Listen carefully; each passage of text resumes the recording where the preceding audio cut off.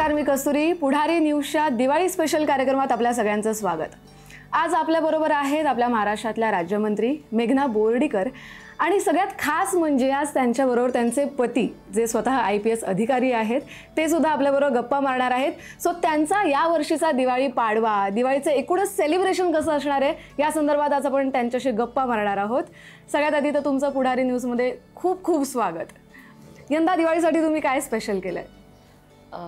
दिवाळीसाठी स्पेशल म्हणजे आम्ही दोघं 2 दिवस पुण्यात राहणार आहोत मम्मी डॅडींसोबत आणि 2 दिवस परभणीत राहणार आहोत आई बाबांसोबत. एकत्र असणंच आमच्यासाठी खरं दिवाळी असते. तुम्हाला वेळ मिळतो एकत्र? तुमचं शेड्यूल खूप बिझी असतं. पण दोघं आम्ही कायम संपर्कात असतो. आजकाल तर सोशल मीडिया पण आहे. बरोबर. आणि जेव्हा केव्हा शक्य होईल तर आम्ही पूर्ण कुटुंब एकत्र यायचा प्रयत्न करत असतो. आणि विशेषतः दिवाळीमध्ये पुण्यात आणि शक्य झालं तर परभणी या ठिकाणी एकत्र जास्तीत जास्त काळ राहण्याचा प्रयत्न करत असतो. मग दिवाळीमध्ये तुम्ही प्रत्येक दिवाळी परभणी किंवा पुण्यात किंवा कधी कधी मुंबईत पण असता? ज्या ज्या ठिकाणी पोस्टिंग झालेली आहे ना, मी पूर्ण महाराष्ट्रभर फिरलेलो आहे. सुट्ट्यांचा तर इश्यू असतो आमच्याकडे, आम्ही टर्न बाय टर्न सुट्ट्या घेत असतो. जेव्हा जेव्हा शक्य आहे तेव्हा पुणे किंवा परभणी या ठिकाणी साजरा करायचा प्रयत्न. सुट्टी मिळाली तर घरी, नाही मिळाली तर जिथे जिथे पोस्टिंग आहे दिवाळी. आतापर्यंत किती ठिकाणी तुम्हाला पोस्टिंग मिळाली आणि त्याच्यामुळे? कमीत कमी एक 17 ते 18 ठिकाणं झाले असतील माझ्या आतापर्यंत. किती वर्षात? आता माझं 29 वर्ष सुरू आहे. 29 इयर्स इन सर्व्हिस. वा, मस्त. आणि तुम्ही दोघं आता इतक्या प्रतिष्ठित पदावर आहात, तर तुम्ही मंत्री आहात, तुम्ही IPS अधिकारी, तर तुम्हाला एकमेकांसाठी वेळ मिळतो की नाही? सणवार तर फक्त दिवाळीच नाही, अख्खी वर्ष आपली सणवारात जातात, पण या वेळेला सण म्हटलं की कुटुंब एकत्र हवं. मी म्हणजे राजकारणात नव्हती तेव्हा पण पोलिसाची पत्नी म्हणलं की तो वेळ असा म्हणजे कमीच मिळायचा.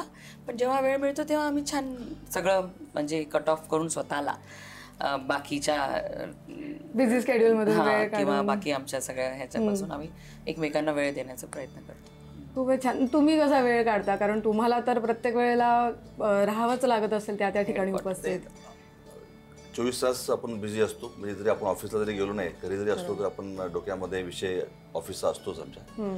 विशेषतः जेव्हा कायदा व सुव्यवस्थेचा प्रश्न असतो तेव्हा जास्त विषय वेळ देता येत नाही. परंतु शनिवार रविवार आहे, सण आहे, तर आम्ही प्रत्येक अधिकारी प्रयत्न करतो की आपल्या कुटुंबासाठी कसं वेळ काढता येईल. आणि शनिवार रविवारच शक्यतो आम्ही प्रयत्न करतो एकत्र राहण्याचा. 99 पासून 2012 पर्यंत म्हणजे की जेव्हा राजकारणामध्ये प्रवेश केला तोपर्यंत कधी हा विषय आला नाही. 12 नंतर एकत्र येणं, वेळ काढणं थोडं कठीण जातं. खूपच छान. पण मग आता जे लग्न करताना तुम्ही लव्ह मॅरेज केले की arrange marriage? It was arrange marriage. माझी पोस्टिंग खरं परभणीच्या जवळ उमरखेड यवतमाळ जिल्ह्यामध्ये होती. अच्छा. मग तेव्हाच आमचं खरं लग्न जुळून आलं. पण मग त्याच्यानंतर अरेंज कम लव्ह मॅरेज झालं की मग खूप वेळ लागला सगळ्या गोष्टी नीट व्हायला किंवा म्हणजे असं नाती जुळायला, रेशीमगाठी जुळायला आपण म्हणतो तसं? तुमची लव्ह स्टोरी काय आहे? Actually it is arrange marriage. पण त्याच्यानंतर तर नातं फुलतं. त्यांचं ट्रेनिंग चाललं होतं आणि तेव्हा मोबाईल नव्हते, मला पेजर होते तेव्हा. मग त्यांनी 1-2 पत्र मला लिहिली. वा, म्हणजे पत्रव्यवहार पण झालेले आहेत. खूप छान. त्या काळामध्ये आपले इनलाईन लेटर्स होते, पोस्ट कार्ड्स होते, तोच एक मार्ग होता. फोन नव्हता. पण मग त्यावेळेला तुम्ही तर आधीपासूनच पोलीस याच्यामध्ये असल्यामुळे बाहेर असाल, मग तुम्ही त्यावेळेला पण पत्रव्यवहारच करायचा की तुम्ही त्यांना खास पत्र लिहिली? खूप जास्ती काही नाही. आणि नंतर म्हटलं भेटायला पूर्वी STD बूथ असायची, आपलं ट्रंक कॉल बुक करायला लागायचं. असे दर वीकला ट्राय करत होतो आम्ही कसं बोलता येईल एकामेकाशी. खूप छान. आणि तुमची मुलं काय करतात? तुम्ही मुलांसाठी कसा वेळ काढता? कारण आता तुम्ही राजकारणात आहात, तुम्ही सतत बाहेर असावंच लागत असेल तुम्हाला कामासाठी, पण मुलांना आपल्याला एक वेगळा वेळ द्यावा लागतो. त्यांचं सध्या काय शिक्षण सुरू आहे? 2012 पर्यंत म्हणजे जेव्हा ही पॉलिटिक्समध्ये हिने एंट्री केली तोपर्यंत बऱ्यापैकी तीच सांभाळायची मुलांना किंवा गाईड करायची. आणि तिने चांगलं कंट्रीब्यूट केलं, जिथे पाया रचायला फार मदत केली त्यांनी. पण पोरं जेव्हा मोठी झाली आणि राजकारणात प्रवेश केल्यानंतर सुदैवाने आणि मी बाय चॉईस ऑल्सो मी अकार्यकारी पदावर प्रिफर केलं. 5-6 वर्ष मी पोरांसोबत राहिलो आणि जे काही शक्य आहे, जे काही डिसिप्लिन किंवा जे काही मुलांना आपण शिकवायला पाहिजे, स्पोर्ट्स असतील किंवा बेसिक्स क्लिअर करणे असतील, त्यासाठी मी प्रयत्नपूर्वक मुलांना जे शिकवता आलं ते करायचा प्रयत्न केला. सध्या काय करतात तुमची मुलं? आता मुलगी जी आहे जस्ट लंडनहून आलेली आहे. मी खरं 12वी नंतर हिची पण इच्छा होती की वेगळं शिक्षण मिळालं पाहिजे, थोडं आधुनिक मिळालं पाहिजे. तर एक सेफ सिटी म्हणून आपण लंडनची मुलांनी पण निवड केली, हिने पण निवड केली. त्याप्रमाणे मी प्रयत्नपूर्वक पोरांना ग्रॅज्युएशनसाठी लंडनला पाठवलं. मुलगी सध्या जॉब करते एक फायनान्स कंपनीमध्ये आणि त्यासोबतच ती स्वतःच्या एंटरप्रिनरशिपसाठी पण प्रयत्न करते. आणि मुलगा जो आहे तो सध्या US मध्ये सस्टेनेबिलिटी स्टडीजवर तो मास्टर्स करीत आहे आणि त्याने पण एक स्टार्टअप सुरू केलेला आहे कार्बन क्रेडिटच्या ट्रेडिंगमध्ये. मग त्यांना असं कधी वाटलं नाही की आपली आई राजकारणात आहे, बाबा पोलीस अधिकारी आहेत, मग त्यांच्याच पावलावर पाऊल ठेवावं, की तुम्ही असं कधी त्यांना सांगितलं का की म्हणजे आपण म्हणतो ना की एक वारसा पुढे न्यावा किंवा तेच आपलं राजकारण, कारण तुमचे वडील स्वतः राजकारणात होते, नंतर तुमच्याकडे ती जबाबदारी आली, पण तसं तुम्ही तुमच्या मुलांकडे पाहता का? नाही, त्या दोघांना पण मी दूर ठेवलं. म्हणजे ह्या सगळ्या दर मग दिवाळी सुट्टी असो, ख्रिसमस असो किंवा समर व्हॅकेशन असो, आम्ही गावी त्यांना घेऊन जात होती. सगळं गाव काय असतं, लोक कशी राहतात वगैरे हे माहिती व्हावं म्हणून लहानपणापासून. परंतु असं म्हणजे पॉलिटिक्स किंवा आता पोलिसांचं पण आपण बघतो मुलांना एक असं वेगळं हे असतं, पण तसं कधी त्यांना नव्हतं. आणि पण पहिल्यांदा आता ती मोठी झाल्यानंतर माझ्या ह्या निवडणुकीला त्यांनी खूप म्हणजे माझ्या कॅम्पेनिंगमध्ये वगैरे दोघांचंही इन्व्हॉल्वमेंट खूप होतं आणि मग थोडासा कळायला लागलं त्यांना. नाहीतर माझ्या मुलाला तर खूप हेट करत होते, त्याला राजकारण किंवा माझी आई मला पाहिजे तेव्हा नसते ह्याचा खूप जास्त चीड होती, त्याला असं राग करत होता. तुम्ही कसं टॅकल करायचं ते? कारण मुलं तर हट्टी असतात फार आणि त्यांना मनवणं म्हणजे खूपच डेंजर काम असतं. पप्पांचं काम त्यांच्याकडे. हा, टचवूड म्हणजे ह्यांनी खूप वेळ दिला दोघांनाही. आणि आज जगातल्या सर्वात चांगल्या युनिव्हर्सिटीजमध्ये माझी दोनही मुलं शिकतात, त्यांनी शिक्षण घेतलंय. कारण की म्हणजे बेस्ट युनिव्हर्सिटीजमध्ये ऍडमिशन मिळणं हे कठीण असतं. म्हणजे आता माझा मुलगा तर कोलंबियामध्ये आहे, त्याचं ऍक्सेप्टन्स रेट हा 3.7 आहे फक्त. तरी तिथे at the age of 20, he is just 20, त्याला तिथे ऍडमिशन मिळालंय. मुलगी पण माझी किंग्स कॉलेज लंडनमधून इकॉनॉमिक्स करून आली आहे. त्यामुळे पूर्ण क्रेडिट मी ह्यांना देते. डिसिप्लिन, मग म्हणजे अकॅडमिक्स सोबत sports mental health, physical health मला वैयक्तिक आवडतात. कुठले स्पोर्ट्स आवडतात? मी शाळेमध्ये क्रिकेट, फुटबॉल दोन्ही खेळलो. त्यानंतर मी BSc ॲग्रिकल्चर केलेलं आहे, तर मी त्यावेळेस मी इंटरयुनिव्हर्सिटी हॉकी पण खेळत होतो. फील्ड स्पोर्ट्स आवडीचे आहेत आणि मला टेबल टेनिस येतं, थोडं मी लॉन टेनिस शिकलो. जेवढे स्पोर्ट्स शिकता येईल, संधी मिळेल त्या ठिकाणी शिकत गेलो. आणि जसं हिने सांगितलं, आम्ही खरं मुलांना कधी फोर्स केला नाही की तुम्हाला काय शिकायचं आहे. म्हणजे दोन्ही मुलं हुशार होती. कदाचित त्यांना मेडिकल इंजिनिअरिंगमध्ये ॲडमिशनही भेटलं असतं चांगल्या ठिकाणी, परंतु त्यांना इकॉनॉमिक्स आवडलं, मुलाला फायनान्स आवडलं. जसं त्यांना आवडलं त्याप्रमाणे प्रयत्न आम्ही केले, थोडं त्यांना गायडन्स दिला. म्हणजे अशी माझी इच्छा आहे की ज्याला जे आवडतं त्याने ते करत राहायला पाहिजे. कारण जोपर्यंत पॅशन होत नाही तेव्हा तोपर्यंत तुम्ही कुठलाही विषय ग्रास्प करू शकत नाही. तर आपल्या आवडीचा विषय प्रत्येकाने निवडायला पाहिजे आणि त्याप्रमाणे आपलं कॅरियर करायचा प्रयत्न करायला. तुम्ही आधीपासून ठरवलं होतं की पोलीस अधिकारी व्हायचंय, की तुमचे असं काही होते ड्रीम्स वेगळे? नाही, मला युनिफॉर्म सर्व्हिस आवडायची. मग ते डिफेन्स असो, म्हणजे वडील डिफेन्समध्ये होते. मी माझं म्हणजे एक मला प्राऊड आहे की मी एका नेव्ही ऑफिसरची सून आहे. माझे सासरे नेव्हीमध्ये होते आणि त्यांनी भारतासाठी 3 लढायांमध्ये, ग्रेट, म्हणजे बऱ्याच जणांना माहिती नाही, जेवढ्या लढाया झाल्या तेवढ्या पार्टिसिपेट केली, माझ्या सासऱ्यांनी योगदान दिलेलं आहे. आणि मग त्यामुळे ह्यांना ते युनिफॉर्मची आवड होती. आणि आजही तुम्ही माझ्या सासऱ्यांना जर भेटाल तर एकदम म्हणजे कारण मी पाहिलेलं आहे, कारण मी पण ते SCCचे कोर्स असतात आपले ते केले होते. सो साहेब इथे आपल्या चर्चगेटला आहे, कफ परेडला. सो तो एक ऑरा जो असतो ना तो खूपच ग्रेट असतो. आणि नेव्ही वगैरे सगळ्याचा. तुम्ही यावेळेला दिवाळीसाठी फराळ केला का? स्वतः तुम्हाला वेळ मिळाला फराळ करायला? नाही, फक्त शंकरपाळी नाही, सोपं ते पण कठीण आहे करणं. वेळ मिळाला. तुमच्या मुलींनी मदत केली का यावेळेला?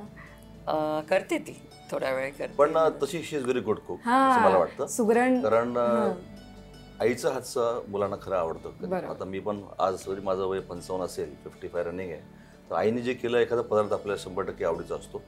तो मला वाटतं तिने प्रयत्न केला. आता मागील 8-10 वर्ष जमलं नसेल, परंतु शी ट्राईज की मुलांना जे आवडेल ते काय ते करावं. असं हट्ट धरले का आई मला हेच पाहिजे, आज मला करून खाऊ घालस तू? आता त्याचं गिल्ट आहे.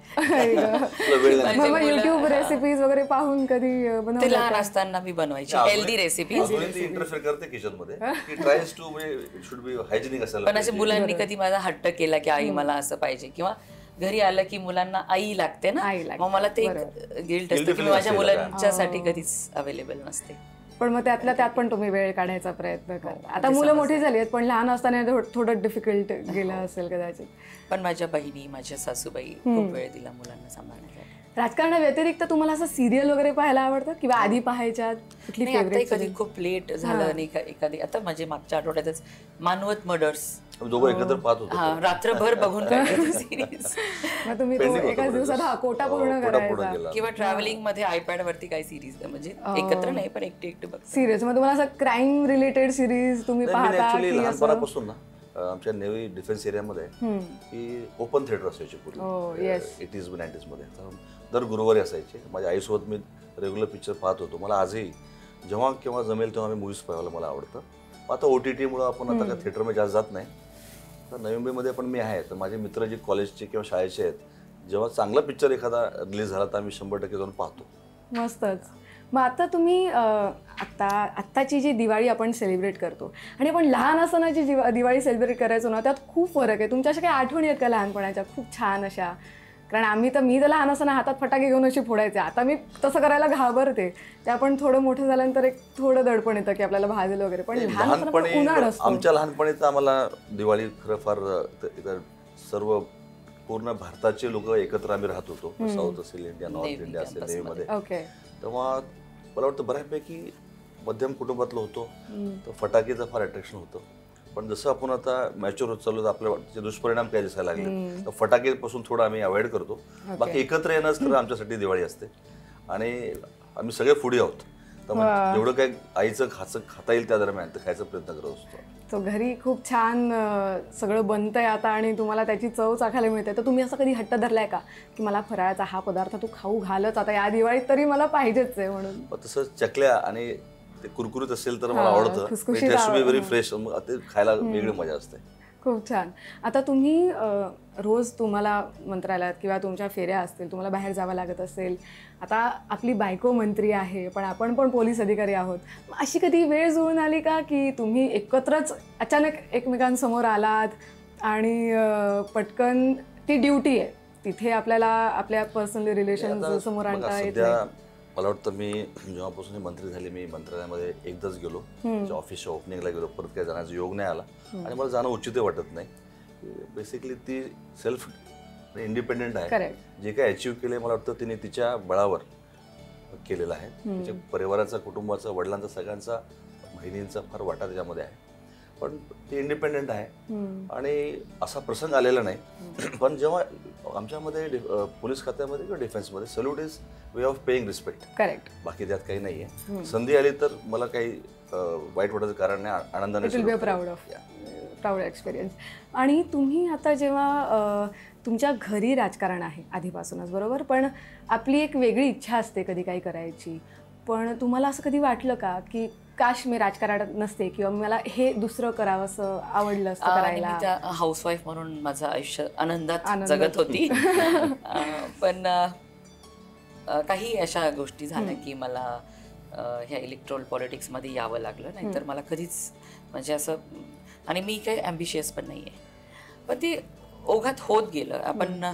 मी फक्त मला आवडतं पर्यावरणासाठी काम करणं, जलसंधारणासाठी काम करणं, माझ्या परिसरात काही गावं आयडेंटिफाय करून तिथल्या महिलांना, तिथल्या तरुणांना मी मग त्यांना फायनान्शियली इंडिपेंडंट करण्यासाठी काही प्रयत्न केले सुरुवातीला. आणि मग लोकांच्या संपर्कात मग बाबांच्या निवडणुकीच्या वेळेला फक्त प्रचार करणं इथपर्यंतच होतं माझं काम. म्हणजे तुम्हाला खरं वाटणार नाही, पण माझे बाबा 25 वर्ष आमदार होते. पण मी स्वतः जेव्हा आमदार झाली, पहिल्यांदा शपथविधी जेव्हा इथे झाला तेव्हा मी विधानसभेत पहिल्यांदा गेली, विधान भवनात. तोपर्यंत कधी विधान भवन सुद्धा बघितलं. बाबांबरोबर कधीच नाही. इच्छा पण नाही झाली कधी जायची? नाही, कारण तो कलच नव्हता तुमचा. आणि म्हणजे आमच्या आईने दूर ठेवलं होतं पॉलिटिक्स पासून आम्हाला. पण मग आता ही जबाबदारी आली अंगावर किंवा पडली आहे, पण आता ती खूप छान नेमानं पुढे न्यायची आहे. तर काही चॅलेंजेस वाटतात? नेहमीच चॅलेंजेस असतात आणि चॅलेंजेस आहे तर ती लाईफ इंटरेस्टिंग आहे. आणि कधी कधी वाटतं की अरे उगाच आली, एवढं सुंदर माझं म्हणजे सगळं आयुष्य आहे. एका ऑफिसरची पत्नी म्हणून राहण्यामध्ये जास्त मला सुख आहे, आनंद आहे. आणि सगळं काही म्हणजे माझ्या काही ज्या हॉबीज आहेत, छंद आहेत, ते मला स्वतःसाठी वेळ देता येईल वगैरे. कधी कधी रिग्रेट होता आधी, पण आता एवढी छान संधी मिळाली आणि लोकांसाठी खूप काही छान आपण करू शकतो.